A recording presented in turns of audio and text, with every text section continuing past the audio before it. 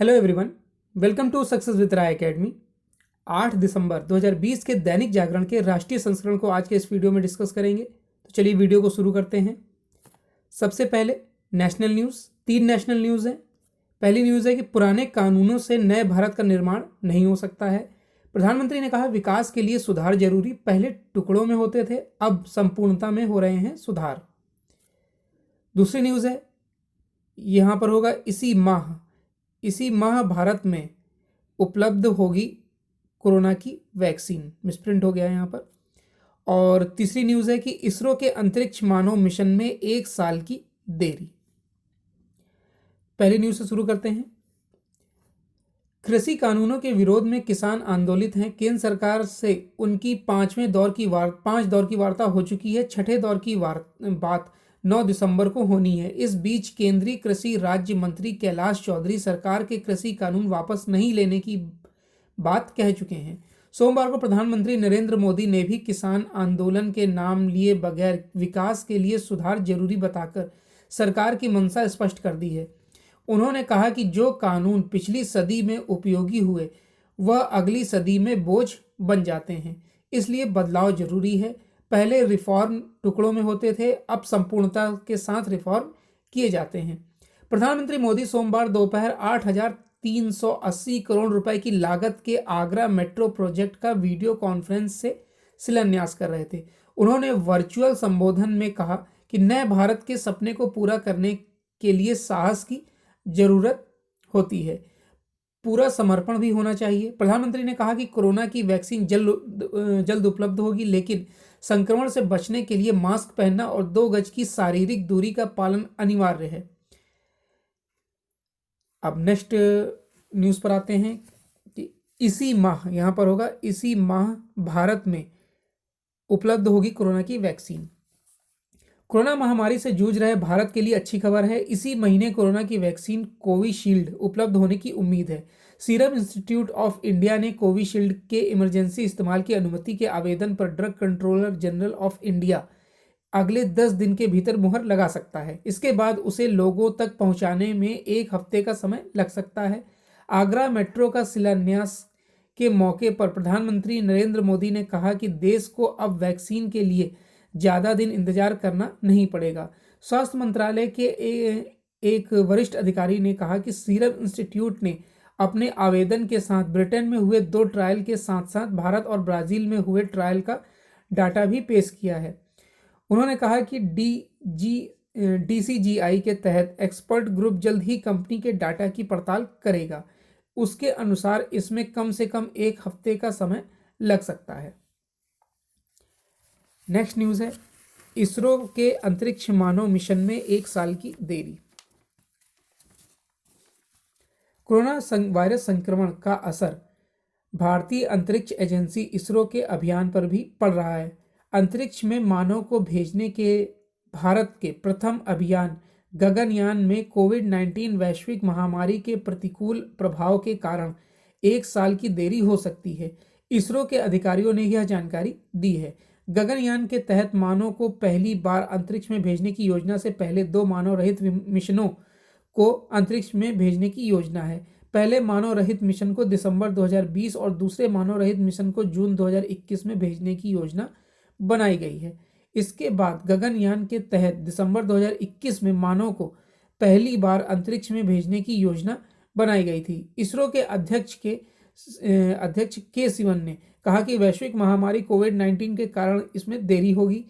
उन्होंने 2 प्रस्तावित मानव रहित मिशन में से पहले मिशन की संभावित समय सीमा पर कहा, हम अगले साल के अंत में या उससे अगले साल का लक्ष्य रख रहे हैं। तो ये नेशनल पेज की 3 न्यूज़ थी। अब नेक्स्ट पेज पर आते हैं। नेक्स्ट पेज है इंटरनेशनल पेज। इंटरनेशनल पेज में एक न्यूज़ है हमारे लिए कि चीन ने अमेरिका से किया सभी स्तरों पर बातचीत शुरू करने का आग्रह। चीन के विदेश मंत्री वांग यी ने बीजिंग और अमेरिका के बीच सभी स्तरों पर बातचीत शुरू करने और दोबारा विश्वासी बहाली का आग्रह किया है। अमेरिका चीन बिजनेस काउंसिल के बोर्ड ऑफ डायरेक्टर्स के प्रतिनिधिमंडल को संबोधित करते हुए विदेश मंत्री ने यह टिप्पणी की है। नवनिर्वाचित राष्ट्रपति जो बाइडेन के कड़े रुख के बाद चीन के बयान को महत्वपूर्ण माना जा रहा है। विदेश मंत्री ने कहा कि कई क्षेत्रों में चीन और अमेरिका दोनों के साझा हित है, इसलिए दुनिया की दो सबसे बड़ी अर्थव्यवस्था वाले देशों को मानव जाति की समृद्धि और स्थायी शांति के लिए बातचीत और सहयोग को बढ़ाना चाहिए। उन्होंने कहा कि चीन अमेरिका संबंधों का भविष्य वाशिंगटन द्वारा लिए गए सही फैसलों और दोनों पक्षों द्वारा उठाए गए कदमों पर टिका है। अब नेक्स्ट पेज पर आते हैं। नेक्स्ट पेज है बिजनेस पेज। बिजनेस पेज में तीन न्यूज़ हैं। देश के हर राज्य में होगी कम से कम एक सोलर सिटी। दूसरी न्यूज़ है कि आई मोबाइल पे ऐप में चलेगा हर बैंक का खाता, और रैंप से बदलेगी एमएसएमई की तस्वीर। पहली न्यूज़ से शुरू करते हैं। देश के हर राज्य में कम से कम एक सोलर सिटी बनाई जाएगी। प्रधानमंत्री नरेंद्र मोदी ने यह इच्छा जाहिर की है। उनकी इच्छा पर नवीन एवं नवीकरणीय ऊर्जा मंत्रालय ने सभी राज्यों में कम से कम एक सोलर सिटी विकसित करने की गुजारिश की है। वह शहर उस राज्य की राजधानी या कोई अन्य पर्यटक शहर हो सकता है। सोलर सिटी घोषित करने के लिए उस शहर की जरूरत की पूरी बिजली का उत्पादन नवीन व नवीकरणीय माध्यम से होना चाहिए। उस माध्यम से में सोलर के अलावा अन्य स्रोत भी हो सकते हैं। सोलर सिटी में ऐसी व्यवस्था बनाई जाएगी कि शहर में जरूरत से अधिक बिजली का उत्पादन होने पर उसे ग्रिड से माध्यम से बेच दिया जाएगा। इसी तरह अगर किसी दिन उत्पादन जरूरत से कम हुआ तो ग्रिड के माध्यम से बिजली की कमी पूरी की जाएगी। नेक्स्ट है, भारत के दूसरे सबसे बड़े निजी कर्जदाता आईसीआईसीआई बैंक द्वारा लॉन्च आई मोबाइल पे से जुड़कर अन्य बैंकों के ग्राहक भी पेमेंट सेवा का भरपूर लाभ ले सकते हैं। बैंकिंग के साथ साथ पेमेंट सेवा के लिए सोमवार को आई मोबाइल पे ऐप के लॉन्च पर बैंक ने इसकी जानकारी दी। बैंक के मुताबिक देश के बैंकिंग क्षेत्र में अपनी तरह की यह पहली सेवा है। इस ऐप की सबसे खास बात यह है कि इससे जुड़ी पेमेंट सेवाओं का लाभ अन्य बैंकों के ग्राहक आसानी से व तुरंत प्राप्त कर सकते हैं। डिजिटल पेमेंट की यह सुविधा यूनिफाइड पेमेंट इंटरफेस यानी यूपीआई के माध्यम से प्राप्त की जा सकती है। यह ऐप बैंक के वर्ष 2008 में लॉन्च ऐप ऑटोमोबाइल का नवीनतम संस्करण है। नेक्स्ट है, रैंप में बदलेगी एमएसएमई की तस्वीर। सूक्ष्म लघु एवं मध्यम उद्योग की उत्पादकता एवं स्पर्धा क्षमता बढ़ाने के लिए सरकार जल्द रेजिंग एंड एक्सीलेटरिंग एमएसएमई प्रोडक्टिविटी यानी कि रैंप कार्यक्रम लॉन्च कर रही है। इसका मकसद कोरोना काल के बाद मैन्युफैक्चरिंग के साथ नई नौकरियों के सृजन में एमएसएमई का योगदान बढ़ाना है। इस काम में विश्व बैंक भारत को $50 करोड़ करीब 3,700 करोड़ रुपए देगा। विश्व बैंक इतनी मदद कर रहा है। इतनी ही राशि का इंतजाम एमएसएमई मंत्रालय भी करेगा।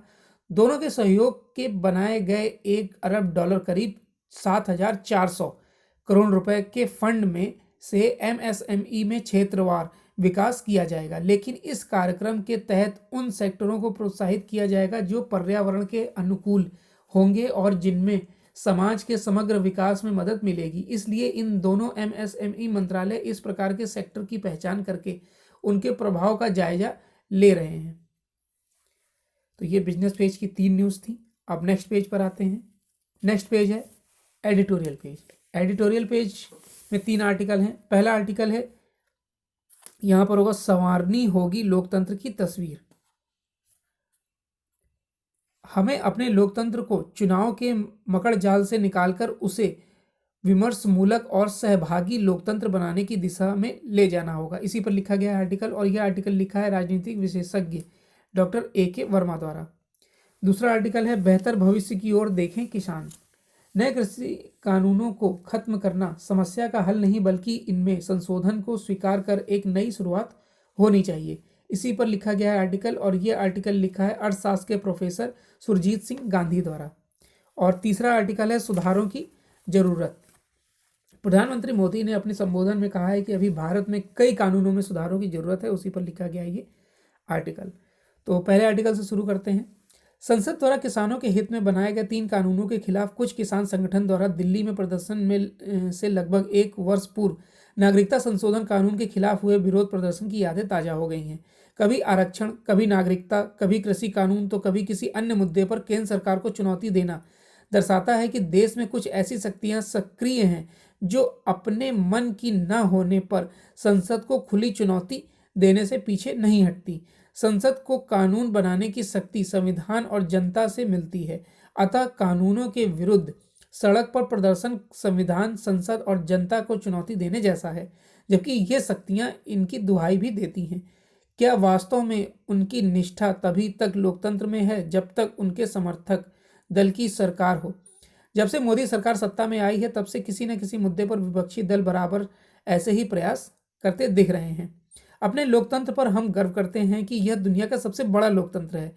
लोकतंत्र बहुमत के आधार पर चलने वाला शासन है और इसमें जनता वोट द्वारा अपना बहुमत व्यक्त करती है। लेकिन जब ईसा से 300 वर्ष पूर्व यूनान में आधुनिक लोकतंत्र ने जड़ें जमाई तब उसकी खासियत थी कि उसमें नागरिक वाद विवाद और विमर्श के आधार पर निर्णय लिए जाते और उनको लागू करने में पूरी निष्ठा से सहभागिता होती। आलेख में जिस समस्या का उल्लेख आरंभ में किया गया है उससे निपटने का एक ही तरीका है कि भारतीय लोकतंत्र का उन्मय हो, उसे वर्तमान प्रतिक्रिया स्वरूप से निकालकर आगे ले जाया जाए। आज चुनाव आयोग से लेकर सरकार और राजनीतिक दल हर समय केवल लोकतांत्रिक प्रतिक्रिया अर्थात चुनाव में ही उलझे रहते हैं। किसी के पास फुर्सत नहीं कि थोड़ा ठहर कर सभी दलों और जनता को विश्वास में लेकर लोकतंत्र के अगले पायदान अर्थात विमर्श मूलक और सहभागी लोकतंत्र की ओर जाने का खाका खींचा जाए। ऐसा नहीं है कि लोकतंत्र कोई अंतिम और पूर्ण आदर्श राजनीतिक व्यवस्था हो, परंतु हमारे पास अभी उसके बेहतर कोई विकल्प नहीं है। यूनानी विचारक अरस्तु ने डेमोक्रेटिक को सबसे खराब शासन बताया था, क्योंकि इसमें जनता के नाम पर जनप्रतिनिधि और राजनीतिक दल अपना हित साधते हैं और भीड़ को जनता की शक्ल दे देते हैं, जिससे लोकतंत्र भीड़ तंत्र में बदल जाता है। यह किसी से छिपा नहीं कि हमारे लोकतंत्र में कुशासन, भ्रष्टाचार, भाई भतीजावाद, जातिवाद और स्वार्थ जैसी नकारात्मक प्रवृत्तियां घर कर गई हैं। नेक्स्ट है बेहतर भविष्य की ओर देखें किसान। नए कृषि कानून को लेकर देश में उपजे गतिरोध को दूर करने के लिए मोदी सरकार किसानों के हित में इनके कई प्रावधानों में संशोधन करने के लिए तैयार है, जिसमें न्यूनतम समर्थन मूल्य यानी एमएसपी को जारी रखने की बात भी शामिल है। अब 9 दिसंबर को होने वाली छठे दौर की वार्ता का केंद्र बिंदु भी यही होना चाहिए। इससे सरकार एवं किसानों के बीच गतिरोध दूर करने का सम्मानजनक रास्ता निकल सकेगा। हालांकि किसानों द्वारा कृषि कानून को खत्म करने की मांग करना एवं सरकार पर बेवजह दबाव बनाने के लिए भारत बंद करना इस बात का संकेत है कि उनका आंदोलन अपने उद्देश्यों से भटक चुका है। स्पष्ट दिख रहा है कि कुछ शरारती तत्वों एवं विपक्षी दलों द्वारा किसानों की भावनाओं से खिलवाड़ कर अराजकता का माहौल पैदा करने का प्रयास किया जा रहा है।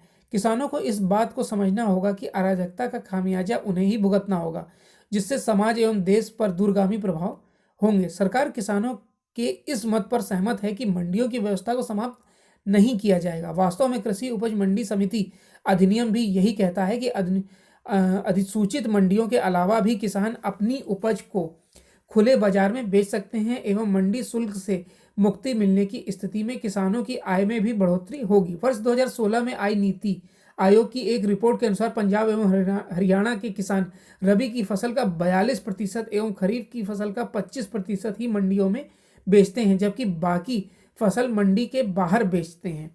कृषि कानून को समझे बिना किसान आंदोलन के समर्थन में पदक लौटाने की होड़ में लगे कुछ समर्थकों का यह भी दायित्व बनता है कि वे तार्किकता के आधार पर किसानों की आशंकाओं एवं सरकार के बीच गतिरोध को दूर करने में मध्यस्थता की भूमिका का निर्वाह करें। इसके लिए उन्हें कृषि अर्थव्यवस्था की बारीकियों को समझना होगा, तभी वे लोगों को भी समझ पाएंगे कि इन कानूनों की आज कितनी आवश्यकता है। महत्वपूर्ण प्रश्न है कि तमाम कृषि कार्यक्रमों के लागू होने के बाद भी और सरकार द्वारा न्यूनतम समर्थन दिए जाने के बावजूद भी किसानों की स्थिति दयनीय क्यों बनी हुई है।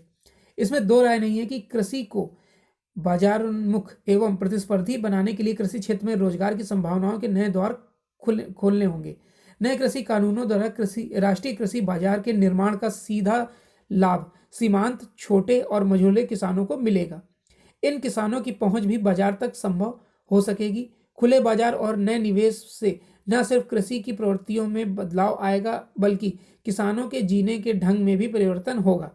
बाजार की बदलती परिस्थितियों के अनुसार यदि आज के किसान स्वयं को बदलने को तैयार नहीं होंगे तो उनके स्वयं की यह तय करना होगा कि उनकी आने वाली पीढ़ी को वे किस प्रकार की कृषि व्यवस्था सौंपना चाहते हैं। नए कृषि कानूनों को खत्म करना समस्या का हल नहीं बल्कि उनके प्रावधानों में संशोधन की बात के साथ इसे स्वीकार कर एक नई शुरुआत की जानी चाहिए।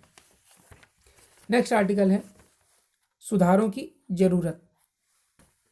प्रधानमंत्री नरेंद्र मोदी ने सुधारों पर बल देते हुए यह सही कहा कि पुराने पड़ चुके कानूनों के सहारे नई शताब्दी में नहीं चला जा सकता। उनका यह कथन इसलिए अहम हो जाता है क्योंकि इन दिनों नए कृषि कानूनों के विरोध में विभिन्न किसान संगठनों का एक आंदोलन जारी है। उसके तहत भारत बंद की भी तैयारी की जा रही है, लेकिन इसकी अनदेखी नहीं की जा सकती कि किसानों का आंदोलन वस्तुतः किसानों का ही अहित करने वाला है। इसका संकेत विभिन्न किसान संगठनों की उन मांगों से मिलता है जो कुछ समय पहले की जा रही थी। उनकी तब की मांगे आज से बिल्कुल उलट थी। जो किसान संगठन किसानों की आड़तियों के चंगुल से मुक्त करने की जरूरत जता रहे थे, आज यह कहने लगे हैं कि आड़ती किसानों के हितों के रक्षक हैं। बात ऐसे किसान संगठनों की नहीं है। कांग्रेस के नेतृत्व वाली सप्रसंग सरकार में कृषि मंत्री के रूप में शरद पवार ने राज्य सरकारों को जो चिट्ठी लिखी थी उनसे भी पता चलता है कि मोदी सरकार ने नए कृषि कानून के जरिए किसानों के हित की दिशा में एक क्रांतिकारी कदम उठाया है। तो अब ये एडिटोरियल पेज के 3 आर्टिकल थे। अब नेक्स्ट पेज पर आते हैं। नेक्स्ट पेज है स्पोर्ट्स पेज। स्पोर्ट्स पेज में एक न्यूज़ है, टेस्ट रैंकिंग में कोहली संग दूसरे स्थान पर विलियमसन।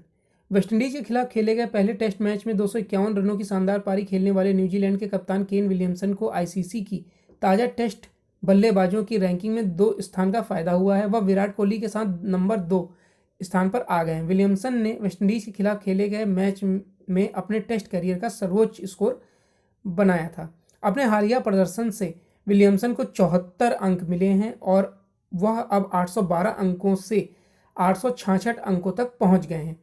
उनकी टीम के टॉम लॉमथ के 733 अंक हो गए हैं, वह 10वें स्थान पर हैं। ऑस्ट्रेलिया के स्टीव स्मिथ 911 अंकों के साथ पहले स्थान पर हैं। तो ये आज का यानी 8 दिसंबर 2020 का दैनिक जागरण का राष्ट्रीय संस्करण था। आई होप आपको वीडियो अच्छा लगा होगा। अगर आपको वीडियो अच्छा लगा हो तो लाइक और शेयर कर दीजिएगा। वीडियो देखने के लिए धन्यवाद।